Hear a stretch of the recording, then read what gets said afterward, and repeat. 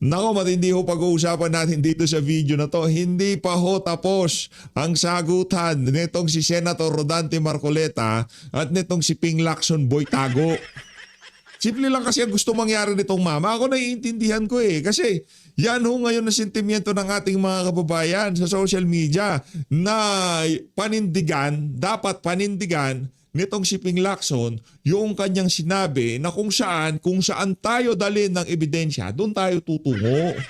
Ika nga, nitong si Senator Rodante Marcoleta, tuntunin natin yung itinuturo ng ebidensya. Hindi yung pagka naturo na kay ganito, naturo na kay ganyan, nag-iiba ang usapan.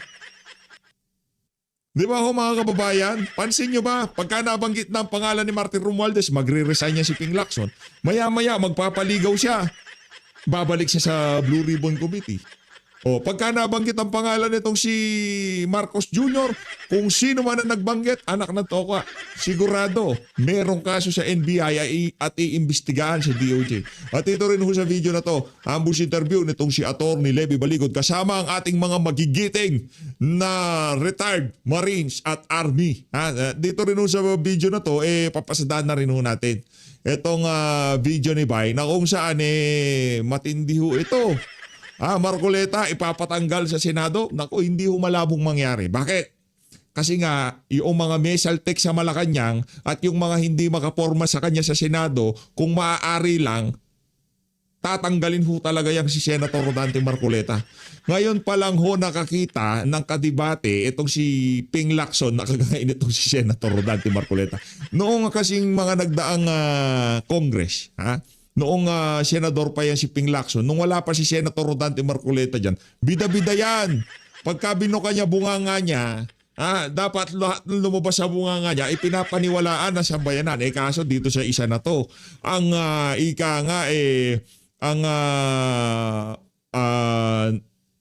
sambayan ng Pilipino ang nasa panig nitong si Senator Rodante Marcoleta. Habang itong si Ping Lacson, yung mga Malacanang at tumanggap ng maleta ang bumaback up sa kanya. Pero bago yan, isang like at isang subscribe. Masaya na ho tayo dyan sa mga gusto sumali sa ating community. Yung join button, nandyan lang ho sa baba. Umpisahan na ho natin dito sa video na to ni Bay na kung saan papatanggal daw itong si Sen Dante. Ano ba yung video na yan? Panoorin ho natin mga kababayan. Yay! Kung kaya nga lamang po, karoon kasi ng konting komplikasyon na naman. Sapagkat nung isang araw lamang po, ang COMELEC ay nakatanggap. Si George Garcia ho yung nagsasalita na yan.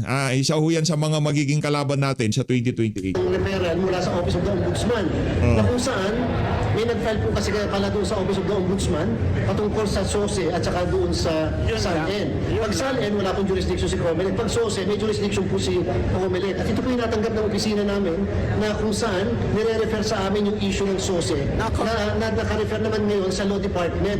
Ibig sabihin, pagka po kasi problema sa SOSE, sa Political Finance and Affairs Department.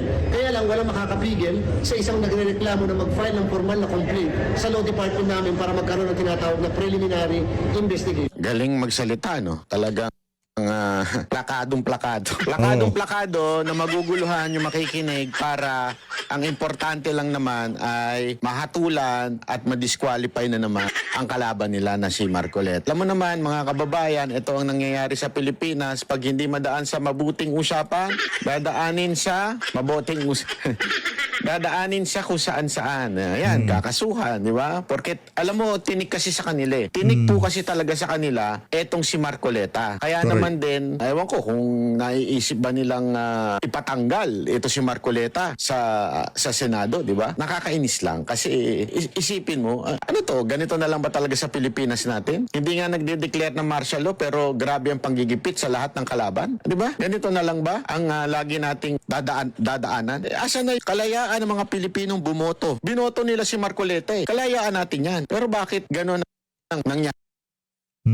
Tama ho yung mga punto de vista ni Bay, no? Binoto ho ng sambayan ng Pilipino etong si Senator Rodante Marcoleta, pero dahil nga hindi ho siya kaya nitong si Ping Lacson Boytago, itong si Batugan.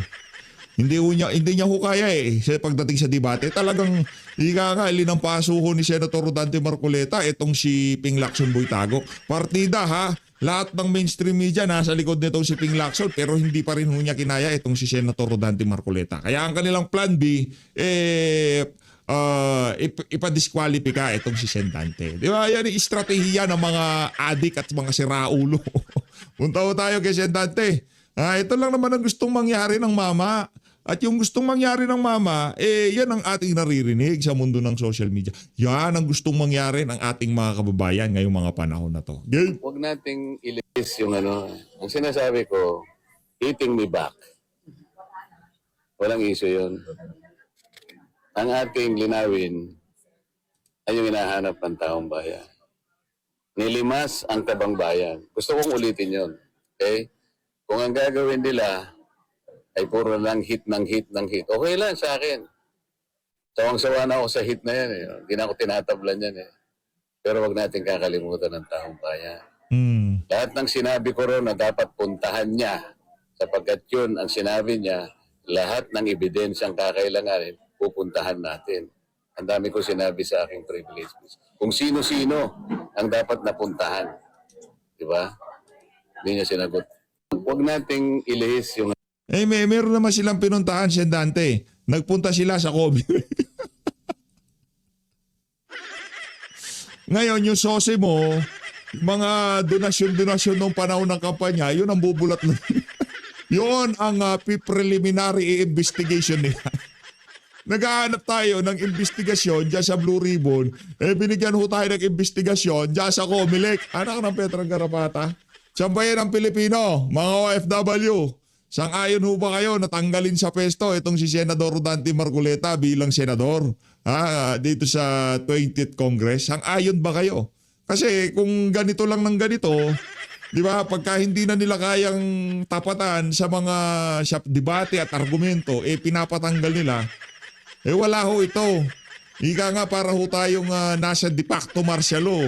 Totoo yung sinasabi nila na nasa de facto martial law na tayo, di ba? Kaya na nilang patahimikin yung kanilang mga kalaban kapag ka hindi ka tumahimik. Nagpadala ka na sasakyan para doon sa 28 na Marines, masusumpi na ka sa NBI, di ba? Kagaya dito kay Ma'am Jewel Defensor, di ba? Pagka ikaw nakipagdebate sa isang aso nila dyan sa Senado at hindi ka nila kinaya, ipapakalkal nila ang iyong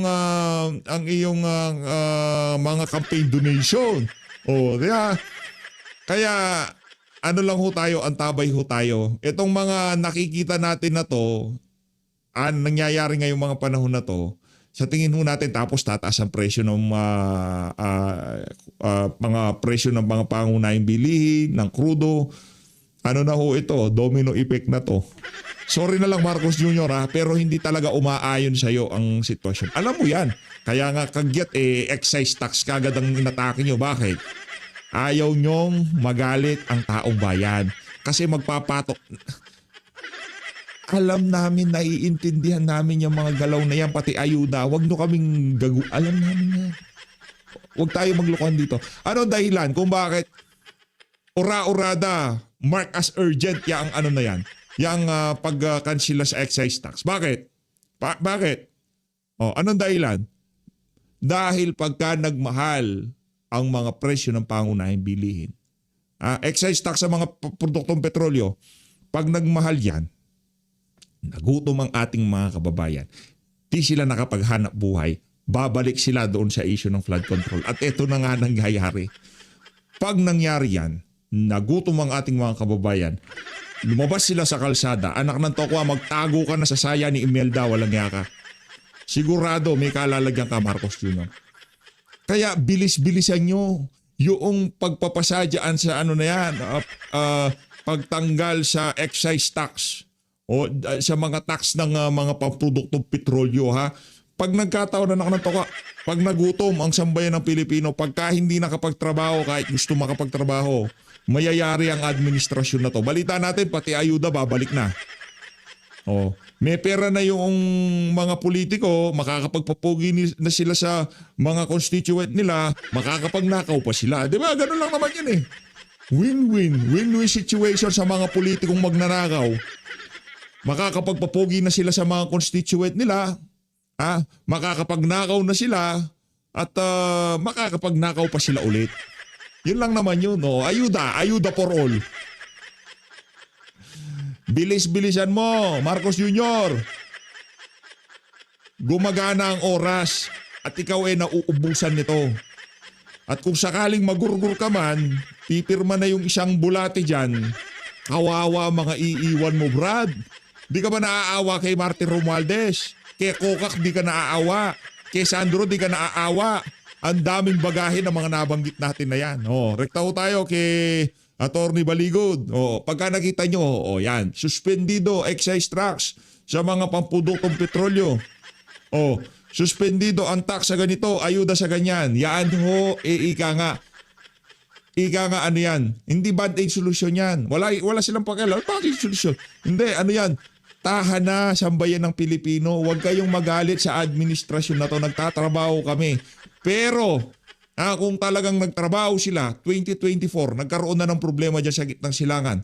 Nandyan na lahat ng sinyales na mangyayari at hindi mapipigilan yung kaganapan na yan. Anong ginawa nila? Investigasyon, ICC, impeachment ni VP Sara. Palakpakan nun natin ang mga siraulo. Yeah?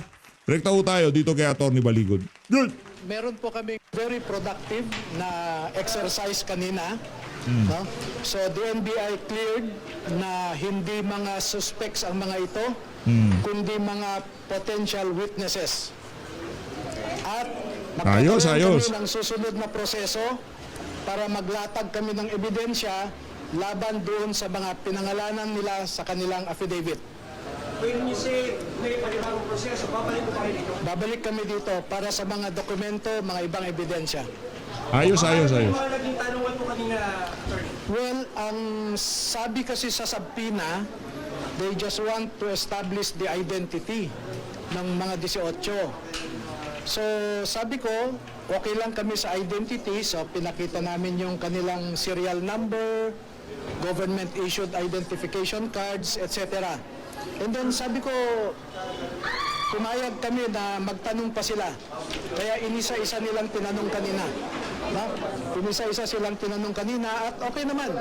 Sabi ko nga, very productive po yung araw na ito para sa hinahangad natin na magkaroon ng hustisya doon sa mga ninakaw sa kaban ng bayan. Attorney, initially po, ang gusto daw po ng NBI ay gusto po ng one-on-one interview sa 8 Marines. Pero ano po yung Attorney, o-offeran daw sila ng safe house. Joke lang.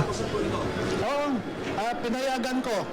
Kahit walang authority ang NBI na i-one-on-one sila, dahil kailangan ng abogado sana ang bawat isa, pero pinayagan po namin sila. Wala naman kaming itatago na lihim or ano, no?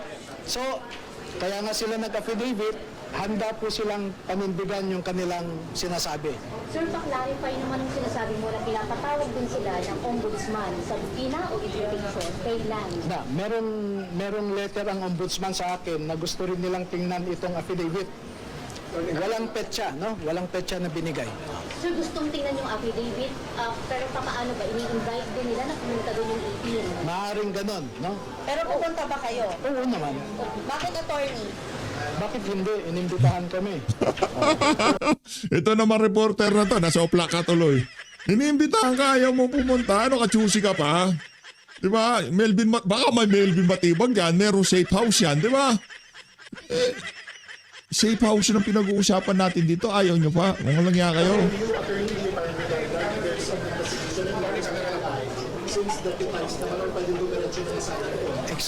Yan po yung point namin noon, badodoble lang. Pero pagbigyan natin sila, kung gusto ng NBI mag-imbestiga, cooperate kami. Kung gusto ng ombudsman ang mag-imbestiga, cooperate kami. Attorney, di ba kayo hiningi ng... na di umano, ano yung mga sinabi ng po ilang mga members po ng PTPs na hindi po tumutuma. Katulad po nung night logs na air taxi na di umano from 2023 to 2025. Wala daw kung ganong klase ng pag-ipan. Okay. Ano po tuloy? Ganito na lang, no? Kasi ang clarify namin kanina yung mga sinasabi ni Director Matibag sa media, no? Narinig nyo naman siguro, napanood nyo. Unang sinabi ni Director Matibag, 14 lamang daw ang Marines. So, pinakita namin na 16 talaga ang Marines, 2 ang Army. Yan. So, napatunayan namin na hindi totoo yung mga aligasyon ni Director Matibag. Pangalawa, Sinungaling si yung Matibag. sinasabi niyang isang general daw, class 75 ng PMA, ang nag-recruit sa kanila. Binabulaanan namin yon na hindi totoo. Number 3, ang sinasabi ni Director Matibag, nagpirma lamang ang mga ito dahil meron silang economic problems, no? Economic reasons daw.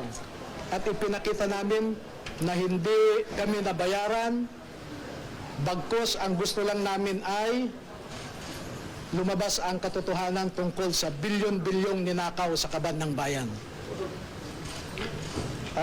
Yung flight detail na sinasabi po ninyo, ang sabi ni Director Matibag, sa 2023 to 2025, di ba sinabi niya, ay wala daw eroplano ng air taxi pumuntang Ilocos.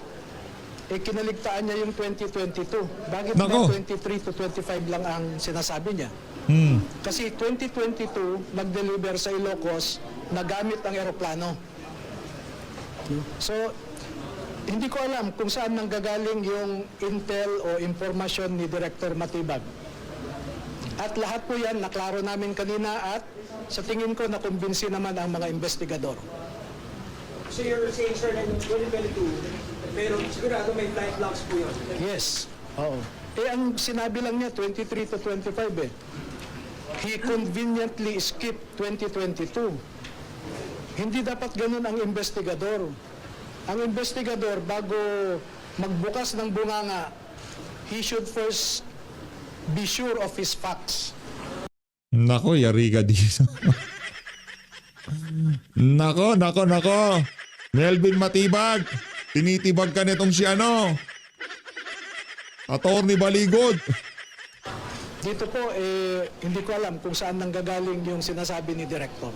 Kanina po kinusyon ni Topacio yung leadership ni Matibag sa kanila. Do you share the same sentiment? Hindi ko po narinig yung sinabi ni Topacio so hindi ako makapag-comment. Kamoteng kahoy daw yung minsan yung mga liderato ng NBI. What's your comment po? Ayaw pong mag-comment. Idea niya yun or opinion niya. Attorney, hindi ba kayo hihingi ng security kasi sabi mo nakatanggap sila ng death threat? Kaya naman nating i-handle yan. In fact, sabi ko nga kanina sa taas, merong 3 bahay ng mga dating sundalo na pinasok. Hindi yung mga kasamahan ng mga ito. Isa sa Cagayan, isa sa Iloilo, pananakot, no? Guns talaga sindikato. Gusto ko nilang magkaroon ng internal cleansing no? Yung mga nagdi-deliver gusto ko nilang dispatchahin kaso sorry na lang, mga hinugang pusod ng mga yan. Hindi kagaya noong mga nasa Malacanang. Diba? Pagka pumirma yung isang bulate sa bituka ni Marcos Jr., pagka dumugo ulit yan, anak ng toko ha. Kung ako sa iyo, mag-resign ka na, Marcos Jr. Para kahit papaano, makikita mo sa mata mo kung anong gagawin ni VP Sara sa lahat ng kabalbalang ginawa mo, walang yaka. Pinasok mo tatlo sa 18 ex-marines yung pinasok ng bahay. Hindi kasama sa 18. Kasamahan nila dati kay Saldico na trabahante, pinasok ang bahay ng 3, no? Pananakot. Pero attorney, hindi naman inutusan kayo ni Zaldico. Hindi. Hindi ko man kilala yan. Gusto ko nga makulong siya dahil sa pagnanakaw niya Sir, para malinaw lang, willing kayong mag-submit ng independent affidavits isa-isa sa ombudsman, sir? Walang problema. Kung ano man ang gusto nilang forma, kung hindi nila maintindihan ang ibig sabihin ng joint affidavit, pwede kaming mag-individual. Walang issue. Walang issue. Satisfied na po ba kayo na dito ginagawa yung Yung kasing joint, mas madaling intindihin, konti yung mga papeles. Okay na yun, kumbaga na-summarize na natin yung sa 18. Sige, gusto nilang individual, ibigay sa NBI at sa Ombudsman para tumahimik kay si Boying at saka si Batibag. gusto pa rin po makagawin sa Senado? Bahala rin po ang Senado. Wala kaming impluwensya sa kanila. Pero kahit saan kami dalhin, pupunta kami para lang lumabas ang katotohanan. They test the credibility of the 18. We are open to that. Sir, 100 daw po yung kinausap, and 38 daw yung yung pumayag, including the 18 Marines, may 20 daw pa po na... Hindi ko alam din yan eh. Kaya nga, hindi ko alam kung saan nang gagaling yan. Pero may lalantad pa, attorney. Ayoko munang sagutin yan. Sir, ano yung kwento dun sa tatlo yung pinasok ng bahay, yung mga kasamahan nila? Pakwento lang. Ang idea, ang assessment ko, pananakot lang. Yung may area kayo, sir, sino? Bakit hindi po sila tinagin? Bakit po yung mga kasama? Oo, yes. Para wala nang lumabas na iba pa. Sir, sino? Yung may idea kayo, sino yung nasa likod yung mga pumasok pa sa... Oh, meron akong idea pero hindi ko may share. So may lalabas pa talaga, sir? Hindi, ayaw ko munang sagutin yan. Mga ilan pa yan, attorney? Mga ilan na lang? Hindi ko alam kasi ang computation ni director 100 pa daw. Hindi, Oh, 20 daw po including the 18, so may 20 pa raw po na. Hindi ko rin alam yan po. Attorney, para sa inyo, sir, meron po bang lalabas or wala? Ayaw ko munang sagutin. Sir, you're not confirming na Anong wala? death threat, sir? Pinatatanggap nila. Anong klaseng death Kasi threat? sir, di ba yung doctor Hindi, na... nasabi naman na namin yung text messages eh. Anong sabi, sir, sa ano? Mag-ingat kayo kasi kung hindi nyo mapataob itong gobyerno, meron din kayong kalalagyan. Yung mga ganun. Kailan mo natanggap yun, sir? Ano, lista nyo yun, attorney, lista nyo. Yung mga maaangas na yun. Hindi natin pinapataob ang gobyerno dito. Okay, magkaliniwanagan tayo. Walang gusto magpataob sa gobyerno. Ang gusto lang natin, mailagay sa tama ang gobyerno. Yun lang ho mga kababayan. Hindi, kung ako tatanungin, ba't natin patataobin? Diyan natin pauupin si BP Sara. Ba't kailangan lang nating ika nga yung mga parasite na sumisip-sip sa enerhiya ng ating bansa. Patayin at sunugin yung mga yan. Sino ba yung mga parasito, mga parasite na yan? Yung mga magnanakaw na mga politiko. Sometime February. Early week. First week. Ilang messages? Sunod-sunod kasi yun eh. Sunod-sunod. Nakatumatak po sa inyo. Ayan, yung galing pa yun sa active na military officer. Direct yung binasa po sa inyo o ikinasa lang po Sa kanila. Hindi, sa kanila, lahat. Sir, lahat sila nakatanggap ng text message. Yeah, may dalawang nakatanggap, kaya pinabasa sa kasamahan nila. Before press con, sir. Yes, yes. So alam, sir, na lilitaw. O yun yung nag-trigger sa inyo para lumabas. Paano ba, sir? Hindi naman. Hindi kami affected sa threats. Okay po. Totoo po ba sa 18, hindi wala dyan, hindi daw tao, naging tawali sa Aldico? Klinaro na namin yun. Hindi namin alam kung saan nanggaling yung sinasabi ni Direktor. Pero naipakita namin ang pruweba na 16 ang Marines, 2 ang Army. May driver po. Yung driver na sinasabi ang daw. Naku, si Direktor ang tanungin niyo doon kasi hindi tama yung sinasabi niya. Attorney, kailan po kayo babalik at ano po yung inyong pake na ma-accomplish yung pag-forensic sa inyo? Next week, babalik kami para dala na namin yung mga ibang ebidensya. Kasi yung subpoena nga, iba nakalagay lang doon to verify the identity. Hindi naman nila sinabing, dalhin nyo ang mga ebidensya nyo. So next week po yun, next week. Bakbakan ho ito. Nagyera na't lahat-lahat. Gusto nilang patahimikin tong issue na to. Heto tayo ngayon. Walang humpay ang pag-uusap dito sa issue ng mga maanumalyang flood control. Iba lang ang paksa pero doon din tayo papunta. Hindi. Unti-unti natin. Di na nakakatulog yung mga bangag sa Malacanang. Ito, matagal-tagal na ho itong video na to. Tapusin na. Ito si Prof. Malating yan, nainip na dito. Ang tagal na nito. Prof. Tagal na nito eh. Okay. Ng Mindanao is essentially a traditional base. So assessment, factor, hindi ho ba yung sinuportahan ni Duterte? Basta tatandaan nyo ang OFW, baluarte ni Inday. Ang military, baluarte ni Inday. Sa absentee voting. Di ba? Ang journalist, sabi ko one time kay Jessica, akala ko ba ayaw nyo sa kanya? Hindi, parang maraming may gusto. Baka lahat ng cameraman sa kanya. So, makikita mo yung divide, ha? Yung anti-elite. Ha? Ang Duterte kasi has been viewed as an outlier. anti-elite, anti-oligarch. Kaya nga sabi ko kay VP, ma'am, wala ho tayong pondo. Di, dadating yan. Sabi ko, ang barometro ko ho, pag may oligarch na tumaya, okay. Di, ma'am, lumalambot na. Ganon. Parang hindi ako sanay na nagpapatakbo ng kampanya na walang pera. Tapos, nung nakita ko kayo, 16 years kayo, talagang voluntary at ang message niya, volunteer, na nagsama-sama kayo nung time na yon. Napakahirap ho para sa akin na maintindihan yon kasi you make certain decisions because of your belief and support and probably love of the candidate. So yun ang what makes you different. Noong 2025 ho, 20 billion ang sa alyansa na pondo. Nawala ho yung 20 billion, ang tanggap lang ni Toby Chanco 6 billion. Aray ko!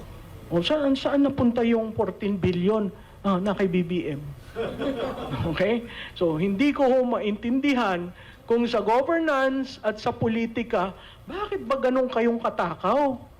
Hindi mo naman yan madadala sa libingan. Sana man lang kung makita nagbigay sa bawat, kaya nga ho ako, ang advocacy ko yung giving X amount of budget to every Filipino. Para lahat. Hindi yung iilan lang. So makikita po natin dyan, yung oil inflation is an issue. Papasok na po tayo sa 80 pesos per barrel. Yung remittance, hindi ho ba? In-announce ni journalist BBM. Yung impact ng remittance, doon na naman siya sa pera nakatingin. Hindi doon sa serbisyo, no? Tapos may dumating na, claim nila na sila daw ang nagparating nitong repatriation. Hello, UAE ho yun. Yun ang hari ng UAE ang nagsabi, sige, libre kayo sa sasakyan kung gusto nyong umuwi sa Pilipinas. Nakipag-usap ba sa presidente? Pupunta siya ngayon sa March 8, pupunta siya sa New York. Magsasalita siya sa Women's Conference. Yan. Women's. Kailan ba naging advocacy niya ang kababaihan? Nako! Diba? Sa New York yun. At sabi niya, he will lead the peace process. Hello?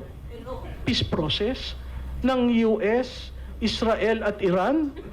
Paano ka magpi-peace process? May 9 EDCA sites ka dito. Aray At ko! kung titingnan nyo ho, ang west side ng Pilipinas, ang West Seaboard, lahat ho yan, may may EDCA pero may isang machine na ginagamit. Basta may protect. Kumbaga, front base tayo ng Amerikano.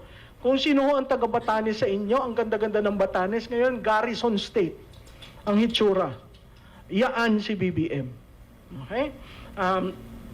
Tapos, of course, the peso and markets.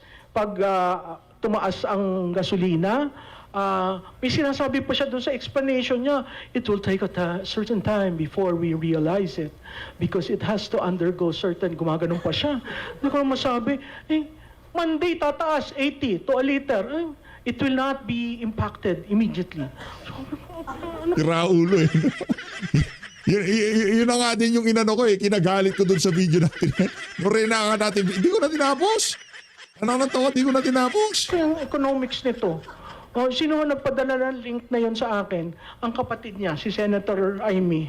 Sabi ko, oy, ano mo yung sinasabi ng kapatid mo? Sabi niya, nag-hallucinate. Naadik eh, no? And of course, the security exposure because of our pivot to the US. So anong impact niyan sa 2028 presidential race? Foreign policy will be a fault line. Number 2, OFW welfare will be a campaign issue.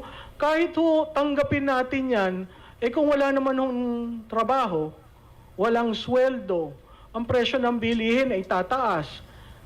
Ano ang gagawin ni President? Sasabihin niya, paano ba tayo ano yung parati niya, paano ba tayo naging ganito? Parang hindi ko masabi, hello? Di ba? Oo, anong gagawin natin? Parang, kasi siya, ang tingin ko sa kanya, nung naging presidente na, okay na siya. Na-accomplish na niya yung kanyang lifelong dream. After nun, it's all down the hill. Okay? And of course, the economic pain, sa kanya yun. Magpo-problema, reflection of you. Sabi ko nga minsan kay BP, wag na kayo magbigay ng ano. Ano ka naman, ma'am? Magbibigay tayo ng options. Sabi ko, bayaan mo siya. Bakit ikaw ang susulba? So, incumbent vulnerability. Ang 2028 ho is an anti-incumbency campaign. Ang taong bayan, galit. Okay? Pumunta kayo doon, kandidato ka, tatayo ka sa stage, sasabihin mo, ako po ay hindi corrupt. Hindi ba mag-aalisan niyo lahat ng mga tao nasa harap? Lalong-lalo na, pagtingin nila, ano nangyari sa tulay? Walang tulay. O substandard. Okay? Marami pa po tayong bagyong dadaanan magmula ngayon hanggang eleksyon. That will always be a reminder to the voters. So bakit ko po sinasabing anti-incumbent? Kung ikaw ay may allocable, ayaw ng tao. Kasi hindi mo ma-explain saan mo dinala yung allocable mo. So tayo, iulit-ulit lang natin, nako, si Konsehal Dayang Hirang, pipiso lang ang kwan, walang tulong sa amin. Compared kay Konsehal B, daming perang dinidistribute. Kanino kaya galing yun? At kung titingnan nyo, in terms of visual, kumuha ho kayo ng picture ni BBM, ni Saldico, at saka ni Martin Romualdez, pareho ho yung hitsura nila ng pagkapayat. No? Para talagang may problema sila. Pero walang remorse. Hindi nagsisisi. Hindi humihingi na pasensya na kayo. Wala. Kahit nga dun sa 18 brave Marines, kwine-question lahat yung background ng Marines, hindi kwine-question yung pera. 805 billion ang dinistribute nila to that scheme. So, babalik ko tayo dun sa ating ito na ho yung impeachment may eclipse ng gera. Okay? At ito siguro ho yung pinaka-importante, isang slide lang. Next slide please. Yan. Okay? Kung titingnan nyo ho, ito hong mapang ito, binigay ko sa, may taga-PDP ba dito? Sir, binigay ko sa PDP yan. Hindi ko maintindihan, ba't hindi nila ma-interpret? Binigay ko yan kay yung dating sekjen nyo, yung babae. Hindi si Astra. Yung commissioner ng COMELEC before, na ngayon city administrator ng... Yan. At saka kay Alcusi. Sabi ko, ito na lang ang tulong ko sa inyo. Binigyan ko siya ng mapa na ganyan. Ang difference lang ho, hindi pa doon na-integrate yung 2025. Sabi ko, gamitin nyo to. Tapos ang sabi niya sa akin, ma'am, pwedeng paki-interpret. Sabi ko, ma'am, kulay lang yan. Pag yung kulay matingkad, base yan ng Duterte. Pag yung kulay medyo hindi matingkad na green, yan, mga bago lang yan. So nung pagsama-sama mo ang 2016, 19, 22, 25, yan po ang mapa. At uulit-ulitin ko ang kampanya ho, mapa. Kaya nung nakipag-usap ako sa kanila, hindi daw nila maintindihan. Sabi ko, sige, ganito na lang, sabihin ko sa inyo. Yung rally nyo, wag kayo sa Mindanao muna. Sabi sa akin, bakit? Baluarte na ho nyo yun. Bakit ho kayo pupunta sa inyo? Inyo na yun. Doon muna tayo maghanap sa Luzon. Wag na kayong pumunta sa NCR kasi ang NCR very expensive, no? Ang NCR is 11% of the total votes, high media impact. So kung pupunta ka sa NCR, mag-media ka, pero mahal. Ang Luzon, 40% of the total votes, kingmaker region. Anong ibig sabihin? Manalo ka sa Region 3, manalo ka sa 4A. Iyo yan. Okay? Visayas, 20% of total votes, swing pivot. Ang Central Visayas is actually Duterte's.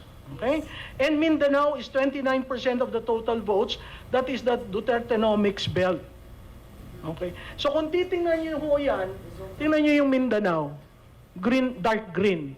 Meron lang mga light, pero kung titingnan nyo yung legend, yung legend is... No, iyan nasa yung legend. Ayan. Ayan, no? 60 to 81% of the turnout. That is Mindanao. And then, if you look at Mindanao, there is a part na hindi dark green. Okay? Yan, yung mga yan. Pagdating mo sa taas, there is a very light green. Ayan, ayan. This one, which is the Bicol area. Okay? Baluarte ni, And ano then yan, ni when Lenny. you go back, look, there's a dark, oh. Pampanga, Bulacan, Oo. Bataan, Naku, Pampanga, Bulacan. Rizal, Cavite. Pagdating mo dito, dark green rin. So, Pati Ilocos Norte, dark green rin, oh. Pagudpud. Dark green rin. importante ho sa kampanya, sa eleksyon, ang mapa, ang geography. Okay?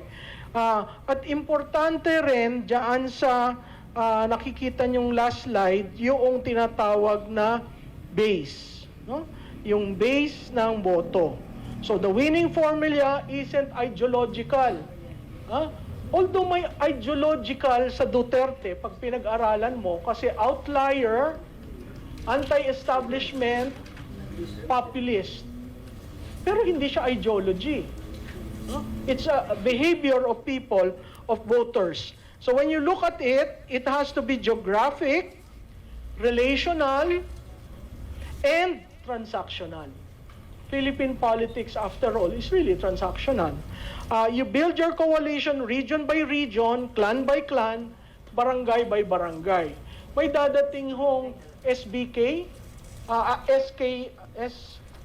BSK, Barangay SK Elections. So, napaka-importante po nating mapulsuan ng tama yan kasi yan yung isang eleksyon na magbibigay sa atin ng barometro. Ang naiintindihan ko ho, magbababa ang administrasyon ng for Kapitan, 10,000, for what do you call this? Kagawad is 5,000, and for SK, I think, is 5,000. So yun yung game plan nila para sa BSK. Ang tanong ko, anong game plan natin? Wala ko tayong perang ganon, no? So, ano talaga? Kasi dito, talagang ang suasion ng organizing is, tayuan nyo si Inday. Kasi hindi ka naman lugi kay Inday dahil magsiservisyo at magtatrabaho. O, kung ngayon hindi ko, pag tiningnan nyo ho ang Gen Z, tahimik lang siya. Last election kay BAM, ang difference ho ng youth ng Duterte at ng youth ng Dilawan, sila institutional. Anong ibig sabihin nun? Sa kampanya ho ni BAM, pumunta siya sa Recto, sa lahat ng university sa Recto, may organization sa loob ng pamantasan. Lahat ng katipunan, may organization. Lahat ng TAF na university, may organization. So last weekend, kausap ko nga yung youth, sabi ko, kayo ba meron? Kung wala, magsimula tayo para meron tayo sa loob ng campus. No? Ang Gen Z, pag pinag-aralan nyo yung TikTok, that's a TikTok generation, grudgingly, they speak well of Inday. Grudgingly. Hindi pa yung, oo, dyan kami. Parang sinasabi nila, oh, grabe naman ang pang-aapi dito. Kung ano sinasabi, from pang-aapi to ang ganda-ganda naman niya. No? So, meron sa Gen Z ang tinitingnan, ephemeral, yung face value. At merong tumitingin sa, may trabaho ba kami pagka-graduate namin? Kasi nararamdaman na ho na wala hong expansion ang ating ekonomiya. Mahina ho talaga itong administrasyon na to. Hindi ho sila nang hinayak dito kay Prof. Manutiquilla. Ganyang kalupit na political analyst ang inyong makukuha. Ganyan niya basahin ang mga datos. Wala na, GG na. Political analyst pa lang plus BP Sara, sure win na di ba? Yung isang taga Binondo dito, may namit ako kanina. May nakausap po akong taga Binondo, ang sabi sa akin, Malo, pwede bang magpalit na tayo ng administrasyon. Ay, sir, hindi ho. May succession ho. Hindi naman siya pumoporma para paltan. 'Di ba? Naghihintay. Pero, bakit nila tinanong yon? Kasi ramdam daw nila na ang kanilang negosyo, ako wala nakita. Sabi sa akin, sabi ko, okay yan sir, magbigay ka. Donate. Mahirap donate. Wala kita. Kaya tawa ko ng tawa sa kanya, hindi sir, dadating rin yan. Wala nga. Wala turista. Di ba? Nakita nyo ang tourist natin? Wala. Dati ang daming turista sa Intramuros. Dito sa stretch na to, ang daming turista.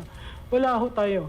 So from tourist to prices to unemployment, our unemployment rate is going up. And to that sense of we're just floating, waiting for something to happen. So maganda ho yung pagka-declare niya. Kasi yung mga, ang sabi ko nga sa kanya, alam mo ma'am, maganda yung declaration mo. Bakit? Punta ka sa palengke, yayabang ang mga Duterte. Kung maglalakad, may beat. Sabi ko, bakit ho? Dati, ma'am, ngayon may leader na. Galing. Taga-palengke yung nagsabi sa akin noon. Talaga? Sa 7-Eleven, may habang na. Pinag-uusapan siya the day after her declaration. And I thought that would be a 3-day news cycle. Hindi ho. Yung 5th day, siya pa rin ang pinag-uusapan. So napilitan ng administrasyon now to play her game. Sino sinasabi? Si John Vic. Sino sinasabi? Si Ping Lacson. Aray ko. Seriously. Ping Lacson? Pag tinignan mo ang numero, paano yan? Kahit i-declare nyo ng lahat. Alam nyo kung bakit? Yung endorsement ni Presidente, walang value. Walang value. It's the same as alyansa. Walang value. Basura. Pero mo 20 billion, sabi ko nga kay Toby, wow, grabe naman ang pondo nyo. Tapos sabi niya, Malu, ang bumabalan 6B. Ano nangyari doon sa iba? Diba? So, imaginein mo last minute, ad lang. Yun nga ang ad na itim, hindi pa ako pabor doon, pero, di ba? Nakasabit si Aimee sa number 12. Marcos yun, Hindi sinuportahan ng kapatid, ginastusan pa ng First Lady. Sino nagpapanalo sa kanya? Duterte. Di ba? So, yun pa lang, medyo unorthodox, pero she was able to prove to anyone. Suntay, that congressman won by 200 or 300 votes against Rillo. And it was because of her rally. Tuwan-tuwa ako sana si Benny Abante talo Kasi yung tumatakbo, sabi ko, sir, paano ka naging hindi Pilipino? Oo nga, ma'am, mahina ang iyong lawyer. Kung minsan nasa election lawyer yun So, natalo siya doon. Yung isa pa na mayabang, dating konsehal rin ng Manila. Joel. Yan. Si Chua. So, matatandaan ho natin yan at matatandaan rin natin sa dating na 2028. Kasi katulad ng sinabi ko at natutunan ko in the past 23 years, all politics is local. And in that terrain, Inday is number 1. Yung galing. So thank you very much. Galing talaga mag-analyze nito si Prof. Malu. Natutuwa talaga ako dito kay Prof. Malu Tigia. Sana sa eleksyon makahuntahan natin siya. Wala namang politika. Kung ano lang trip niya. Sabi siya na, mag-ingat ako kayo lahat. Mahal natin Pilipinas. Saludo Prof. Malu, palakpakan natin. Itong natin, itong pindot-pindot natin, medyo sumasablay Kailangan na ata ang palitan. Malino natin Pilipinas.